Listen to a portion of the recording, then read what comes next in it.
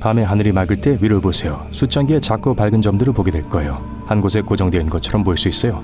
하지만 실제로는 끊임없이 움직이고 있죠. 10만 년 후엔 우리가 오늘날 알고 있는 것과 같은 모양이나 패턴을 가진 별자리는 없을 거예요. 그리고 육안으로는 볼 수 없는 적색 외성, 작은 별들, 행성들, 우주 물체들을 생각해 보세요.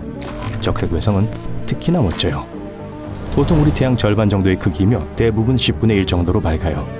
하늘에서 가장 밝은 건 아니지만 아주 오랫동안 살아요.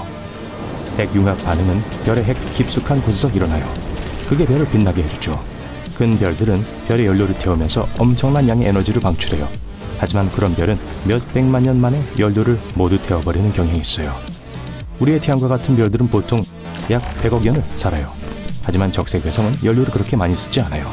그들의 빛은 그렇게 세지 않고 자신들의 존재를 지탱하는 데는 많은 에너지를 필요로 하지 않아요. 마치 에너지 효율이 좋은 자동차 같죠. 그래서 수천억 년 동안 지속될 수 있죠. 작은 별들 중 어떤 건 10조 년까지 살 수 있어요. 태양과 같은 별에 있는 대부분의 수소는 쓰이지 않아요. 이 가스는 이런 별들의 핵보다는 대기에 더 많아요.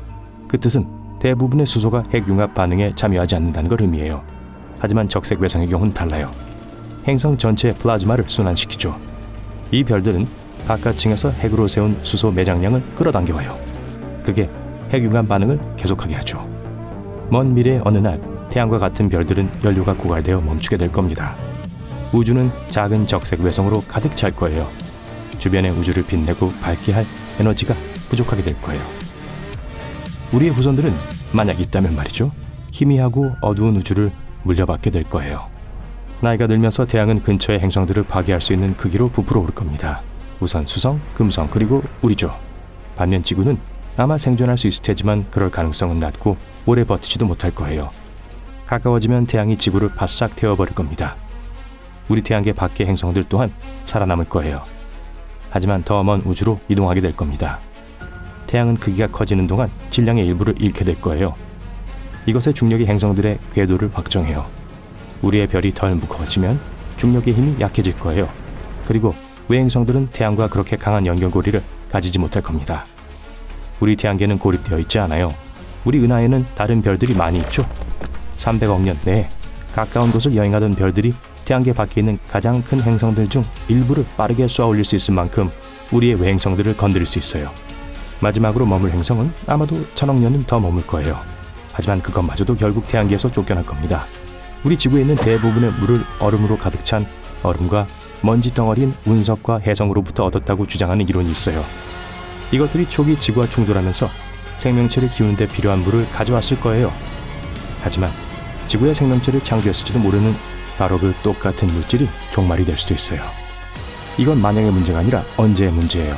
그리고 과학자들은 지구의 생명체를 전멸시킬 만큼 큰 소행성이나 해성이 우리 행성에 충돌할 가능성이 아주 높다고 보고 있어요. 하지만 그건 먼 미래에 일어날 거예요.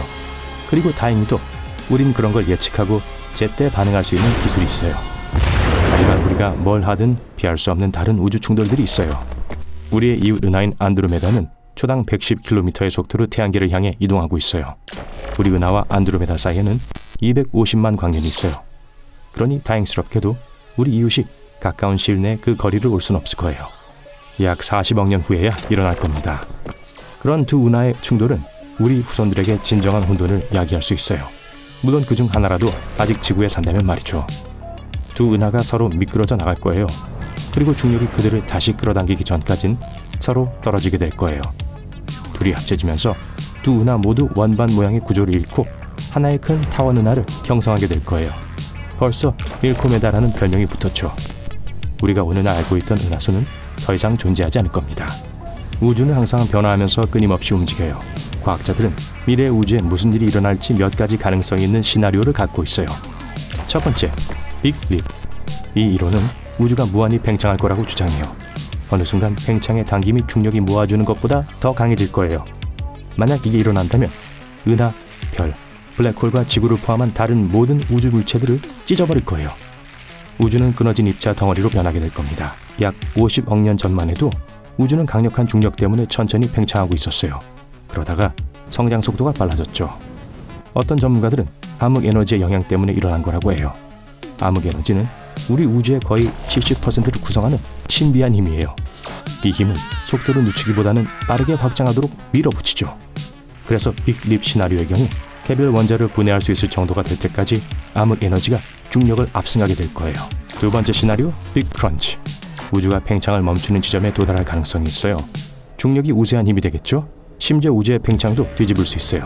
그러다가 행성, 별, 그리고 심지어 은하 전체가 충돌하면서 우주가 줄어들기 시작하죠. 결국엔 우주 전체가 스스로 무너져 버릴 겁니다. 빅 크런치라고 불리는 이 모든 게 무한히 작은 한 지점으로 압축되면 우주는 다시 한번 팽창하기 시작할지도 몰라요. 세 번째 이론, 빅 프리즈입니다.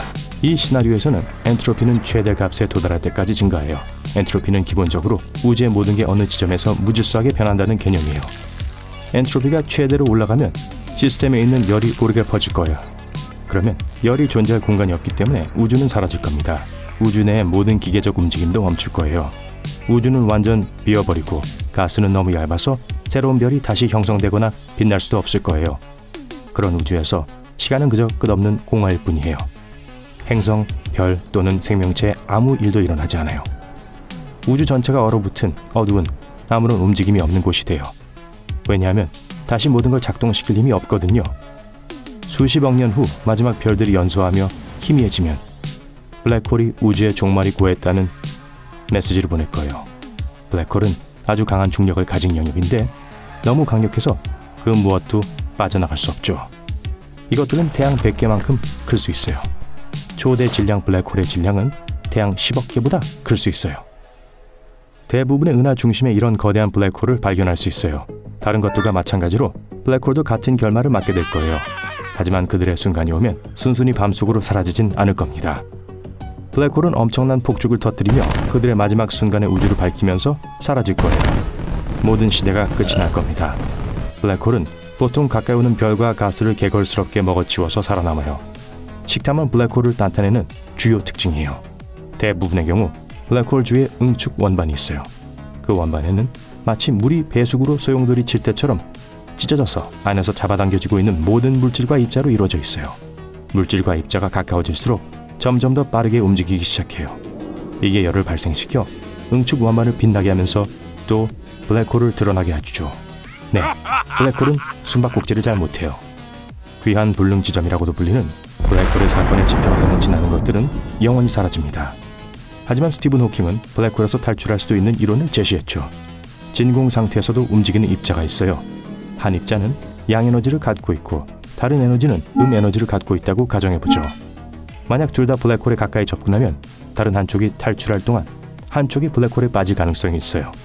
그 뜻은 블랙홀이 입자를 복사해 방출했다는 걸 의미해요. 그리고 이 입자가 블랙홀의 질량 일부를 가져갔을 거예요. 그래서 블랙홀이 줄어들기 시작하죠. 증발하기 시작하면서 질량을 잃고 천천히 작아져요. 남은 모든 에너지가 한꺼번에 빠져나갈 때까지 점점 더 많은 입자들이 떠나기 시작해요.